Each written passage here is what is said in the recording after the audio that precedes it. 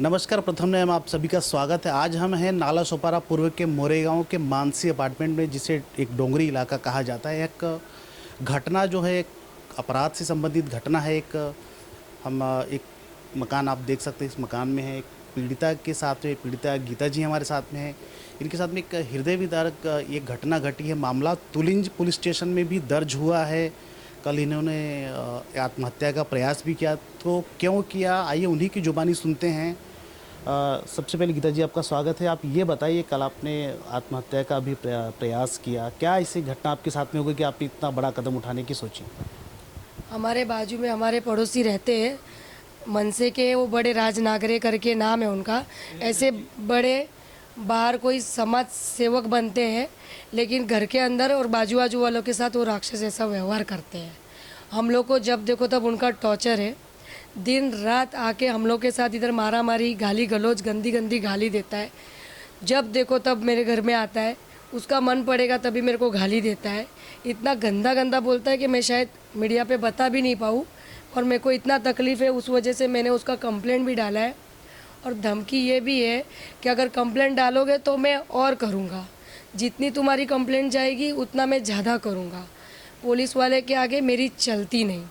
Police वाले सब मेरे मेरे बने हुए हैं। सब तू जा खाली पुलिस में, उधर से इनको पहले फ़ोन आ जाते हैं कि साहब आप पे ये घटना घटने वाली है, तो अपनी तैयारी में रहता है।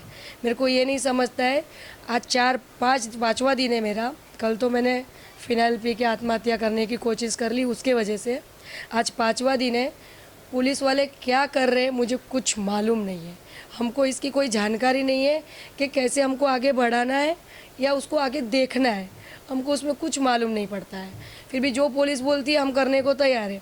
पुलिस वाले पहली एनसील ली मेरी, वो तारीख की मेरी अभी 5 दिन पहले की कंप्लेंट उसको गई, तो वो कंप्लेंट इसको मालूम पड़ गई। 8 तारीख का मेरा कंप्लेंट है उसके ऊपर। वो 8 तारीख की कंप्लेंट का मेरा जो प्रॉब्लम है मैंने उधर जाके बताया। उन्होंने मेरे को नंबर दिया 112, इस पे आप कॉल करना मैडम। आज के बाद वो आपको तकलीफ़ देगा तो 5 मिनट के अंदर या 2 सेकंड के अंदर पुलिस वाले आपके इधर हाजिर रहेंगे। मैंने बोला ठीक है।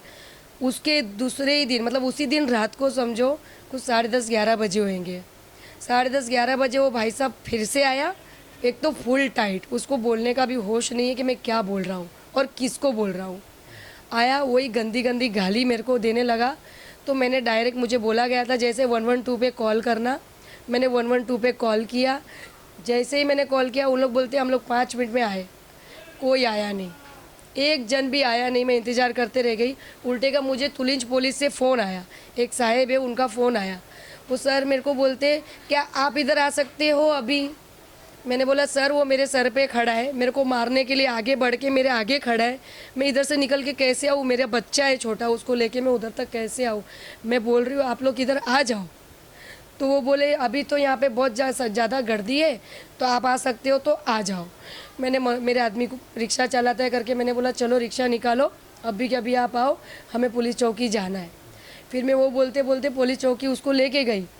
उधर मुझे भी बिठा के रखा, उसको बुलाया, वो गायब हो गया, मिला ही नहीं। मैं उधर बैठी 12 साढ़े 12 तक। उन्होंने मेरी फिर दूसरी कंप्लेंट ली। दूसरी कंप्लेंट मैंने बोला एफआईआर डालो, तो उन्होंने बोला नहीं एनसील डालेंगे, कल चाहिए तो फिर एफआईआर डालेंगे जब उसको सामने बुलाएंगे। तो एक जन उधर साहब बहुत अच्छे थे, उनका नाम मुझे ध्यान में नहीं आ रहा है, कुछ मोरे करके है। उन्होंने मेरे को सलाह दी कि आप कांबले साहब से मिलो। वो कांबले साहब से मिलने के लिए बोला तो मैं उनसे मिली। उनको मैंने दूसरे दिन सब बताया। मैंने बोला ऐसा ऐसा तकलीफ़ है, राज नागरे नाम है, मनसे का है और इसका नाम राज नागरे है, और ये हर बार मेरे को टॉर्चर देता है, मेरे बाजू में रहता है। इसकी ना तो फैमिली रहती है, अकेला रहता है, इसको ना किसी को कुछ पड़ी है। वो बोलता है मेरे को कोई है ही नहीं तो मैं किससे डरूं। और पुलिस वाले पे भी मैंने देखा उसकी हेकड़ी है। पुलिस के सामने वो ऐसे पैर पे पैर चढ़ा के बैठे रहता है। मैंने ये पहली बार देखा, ये क्या हो रहा है। मैंने फिर पुलिस वाले को भी बोला कि तुम लोग इससे जब डर रहे हो तो हम जैसे का क्या चलेगा भाई। फिर मेरा दिमाग थोड़ा घूम गया। मैंने बोला नहीं गीता, ये सब बिना बात का करके मतलब नहीं है। खाली कागज़ ही मिल रहे, 4-5 दिन से कागज़ ही मिल रहे, फाइल फाइल फाइल कागज़। मैडम मेरे को बोलते मत करो, ये तुम्हारे लिए आगे अच्छा होएगा, जितनी एनसील बढ़ती है उतनी तकलीफ़ उस पर ज़्यादा हो जाएगी, आप टेंशन मत लो, हम बैठे। मैंने फिर आ गई घर में। चलो। दूसरे दिन कामले साहब को मैंने बोला, कामले साहब मेरे को ऐसा प्रॉब्लम है, क्या करूँ? कामले साहब मेरे को बोलते हैं कि एक काम करो, आप भी आ जाओ, उनको मैं बुला लेता हूँ। अब कैसे कैसे भाई साहब इधर आए, इनको मैंने पकड़वा लिया। पुलिस वाले मेरे को बोलते हैं कि तू पकड़वा के लेके आ। मेरे को बोलते वो अभी है क्या उधर? मैंने बोला घर पे तो ताला है, लेकिन वो पीछे एक जन के घर में बैठता है और वो उधर रहेगा। मैंने बोला चलो ठीक है, आप बोलते हो ना, मैं पकड़वा के लाऊं, आपके जो भी है 2 जन उनको भेजो मेरे साथ, मैं पकड़वा के लाती हूँ। मैं इधर आई, घर पे उसके ताला दिखाया, पुलिस वाले ने फ़ोटो निकाला मेरा, उनका और जो साहब था उनका और उनके ताले का, कि घर पे ताला है। मैंने बोला आप चलोगे मेरे साथ पीछे, क्योंकि वो पीछे बैठा है, वो मुझे मालूम है, और वो उधर ही बैठता है, मेरा इधर नहीं तो उधर, ये 2 घर उसके हैं। तो वो बोला ठीक है चलो पीछे। पीछे मेरे हस्बैंड लेके चले गए उनको, पीछे मिल गया तो उसको उठा के जब लाने की बारी आई, उसको बोला, 2 पुलिस वाले उसको बोल रहे कि तू अंदर बाइक पे बैठ, मैं तुझे लेके चलता हूँ पुलिस चौकी। तो धमकी क्या देता है, गंदी गाली दे के पुलिस वालों को, तू क्या मेरे को लेके जाएगा रे लौटा, ऐसा करके धमकी देता है, तू आगे निकल, मैं अपने गाड़ी पे आएगा। ये उसकी धमकी पुलिस वालों को है। तो हमारा क्या है फिर मेरा आदमी उसको बोला, देखो साहब अभी तुमको ही गाली दे रहा है तो हमारा क्या हाल कर रहा होगा ये आदमी। ये जब उसने बोला इतना, फिर हम लोग गए पुलिस चौकी। वो पीछे पीछे आया, पुलिस वाले के साथ आगे जाके बैठ के आया, इधर से नहीं बैठा लेकिन फिर आगे से बैठ के आया। वो भी मेरे पास रिकॉर्डिंग है, उसका वीडियो है कि वो नहीं बैठा और चल के आया, वो वीडियो रखा है मैंने। फिर मैं उधर गई तो कामले साहब थे, उन्होंने पहले उसका सब सुना, उसको क्या प्रॉब्लम है, क्या नहीं है, क्या है। तो मैंने एक रिकॉर्डिंग छोटा सा करके रखा था जब वो मुझे गाली गलौज कर रहा था। तो वो रिकॉर्डिंग मेरे पास छोटा मैंने एक लड़की को बोल के करवाया, तो उसने मुझे भेजा, तब मैंने उसको पुलिस को सुनवाया। मैं कुछ बोली ही नहीं क्योंकि मेरे पास रिकॉर्डिंग है, मुझे बोलने की ज़रूरत नहीं, तुम देखो कि वो हमेशा ऐसा करता है मेरे साथ। अब वो रिकॉर्डिंग सुनवाया करके उसको और गुस्सा आ गया। वो फिर पुलिस वाले के सामने, तभी कामले साहब के सामने, तो दोनों हाथ जोड़ के मेरे को बोल दिया कि आज के बाद तुमको कोई मेरा तकलीफ़ नहीं होगा। और वो साहब को ऐसा बोल दिया कि हमारे बिल्डिंग का मैटर है, मेंटेनेंस का है, बिल्डिंग का सब इशू है, उस वजह से मेरे को इनको कुछ बोलना पड़ता है, और ये है ना इग्नोर करती है करके हम लोग को तकलीफ, मतलब टॉर्चर करती है, ये मेरे को ऐसा बोल दिया। तो मैंने बोला इनको खाली इतना पूछो और इतना बोलो कि आज के बाद मेरा नाम ना ले और मेरा इनसे कोई लेना देना नहीं, और ये मेरे से कोई लेना देना ना रखे। साहब ने बोला सुन तू ये करने को तैयार है? बोलता है साहब मेरी गलती हो गई, सॉरी, आज के बाद मैं ये नहीं करूँगा। और उसी दिन शाम को, मतलब कल शाम को 7:30 बजे वो आदमी उससे ज़्यादा पी के आया। वो इधर से एक बाइक लेके गया था, स्कूटी, वो स्कूटी तक उसको चला के इधर तक आने के लिए नहीं हुआ, वो चलते हुए आया, गिरते पड़ते आके इधर बाहर बैठ गया। मैं अपने दुकान पे बैठी हूँ, मेरा राशन का दुकान है इधर बंसी किराना बाजू में ही, उधर बैठी हूँ, इधर खड़े खड़े मेरे को गाली दे रहा है, गंदी गंदी गाली दे रहा है। ये ना सुन सके ना बोल सके वैसी गंदी गाली देता है। हम लोग उसको कितना बोलते तू गाली मत निकाल, क्यों मेरी माँ बहन पे गाली देता है। अब वो गंदी गाली देते देते देते कितना गाली उसने दिया। फिर मैं भाड़ में जाए, मैं साइड में बैठ गई। फिर अभी देखा कि इसको कुछ टॉर्चर नहीं हो रहा है, अब क्या करूं, तो सीधा उठ के आ गया दुकान के पास। उसने मेरा अंदर, आप देख सकते हो अभी भी मेरे दुकान में वो टेबल पड़ा होगा जो टूट गया है, मेरा कांच टूट गया है, आगे का मेरा पूरा सामान टूट गया है। हाँ इतना है कि भाई अभी नया ही दुकान हुआ है, मेरा 1 महीना हुआ है, तो मेरे पास उधर मेरे को लगाने को कैमरे नहीं है, वो मेरी एक गलती है। वो पूरा तोड़ दिया उसने, उधर मेरे साथ कलेश कर दिया। और उसने जब मेरा हाथ पकड़ा तो मैंने उसका हाथ छुड़ा के मैं बाहर भागी, तो खुद निकल के बाहर भाग गया। अब मेरे को इतना टॉर्चर हो गया, बाहर खड़े खड़े मैंने 112 पे पहले कॉल लगाया। मैंने 112 पे कॉल करके मैंने बोला मेरे को वापस इसी आदमी का टॉर्चर है और ये ऐसे ही मेरे को गाली दे रहा है, मैं क्या करूं। तो उन्होंने बोला मैडम आप टेंशन मत लो, हम लोग 5 मिनट में उधर पहुँचे, आपका एरिया का लोकेशन हमारे पास है, आपका ये लोकेशन है क्या? मैंने बोला हाँ आप जो बोल रहे हो वही मेरा लोकेशन है। तो बोले ठीक है हम 5 मिनट में पहुँच रहे। उसके बाद एक नंबर पे मुझे कॉल आता है, जिसका नंबर है मेरे पास अभी भी, लास्ट में 44 है, ये नंबर से मुझे कॉल आता है, बोलते हैं हम तुलिच पुलिस से बोल रहे हैं। मैंने बोला बोलिए। बोलते हैं कि हम लोग ने आपको इधर ऐसा ऐसा कार्रवाई के लिए बोला है, आप हम आ रहे हैं, आप टेंशन मत लो। मैंने बोला ठीक है आओ। मैं इंतज़ार करते करते 10-15 मिनट तक रुकी, वो इधर ही दरवाजे के पास खड़े खड़े मुझे ऐसे ही गाली देते रह गया। अब मैंने क्या किया, कामले साहब को नंबर मेरे पास था ही, उन्होंने मुझे बोला था ज़्यादा कुछ रहेगा तो मुझे जब तू चाहे तब फ़ोन कर सकती है। उन्होंने एक नंबर मुझे दिया था, तो मैंने वो नंबर पे कॉल किया। वो नंबर पे कॉल किया तो कामले साहब ने डायरेक्ट मेरे से बात किया, बोला मैडम बोलिए। मैंने बोला साहब मैं गीता परमार बोल रही हूँ, आज दोपहर को ही हमारा आपके साथ मीटिंग फिक्स हुआ था बाजू वाले के साथ, फिर भी उसका कोई ये नहीं है। वो देखो फिर मेरे साथ ऐसे ही मगजमारी कर रहा है। बोलते हैं कल सुबह आना, ये बोल के उन्होंने फ़ोन काट दिया। अब मेरे दिमाग में घूमने लगा मैं क्या करूँ।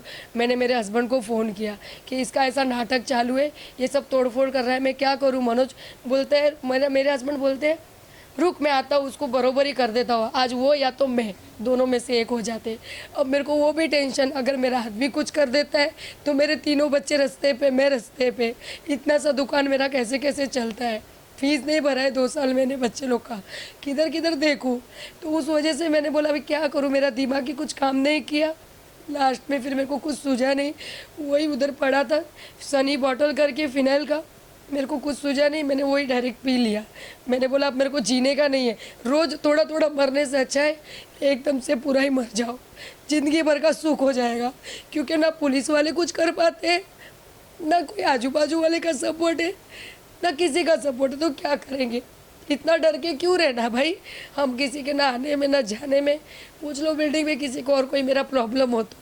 जब से दुकान किया है मेरे को 2 मिनट अपना चैन से खाने का टाइम नहीं रहता है, फिर मैं क्यों करूं, कितना सहन करूं। एक बात अभी कहा आपके, इतना जो उसकी दहशत है, तो आपके पड़ोसी या उनसे कभी कोई मदद या उनको भी दादागिरी करता है कि हर क्या? बार सबसे दादागिरी करता है, और यही दादागिरी की वजह से ना कोई भी उस पर एक्शन लेने के लिए डरता है।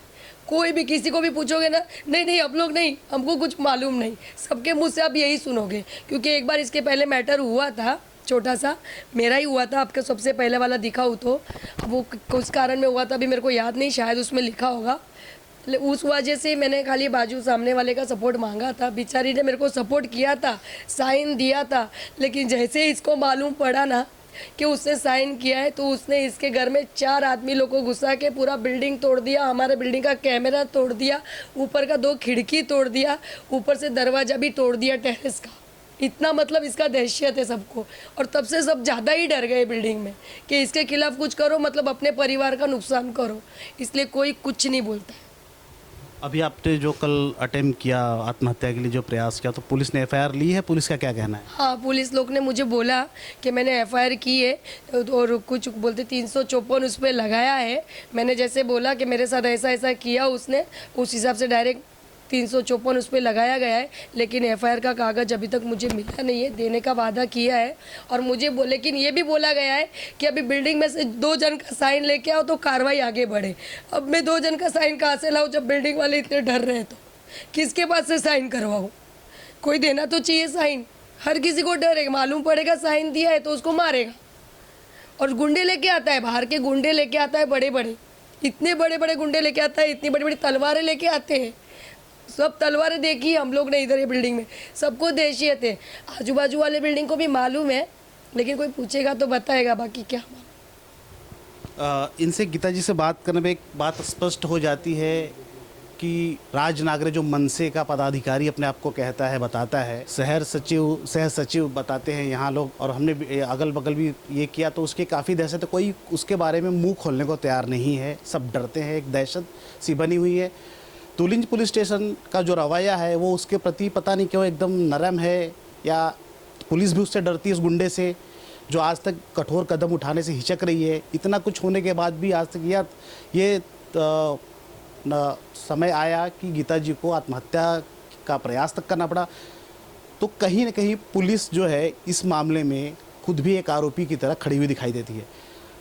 हम कमिश्नर सदानंद दाती जी से गुजारिश करेंगे कि तुलिंज पुलिस के जो लापरवाह कर्मचारी हैं, पुलिसकर्मी, उन पर भी कार्रवाई हो, और ये जो राज नागरे जो अपने आप को मनसे का पदाधिकारी बताता है, इसे भी तड़ी पार कर इस शहर को, इस इलाके को सुरक्षित रखा जाए। कैमरा पर्सन रफीक खान के साथ में सुभाष यादव, प्रथम न्याय, नाला सोपारा।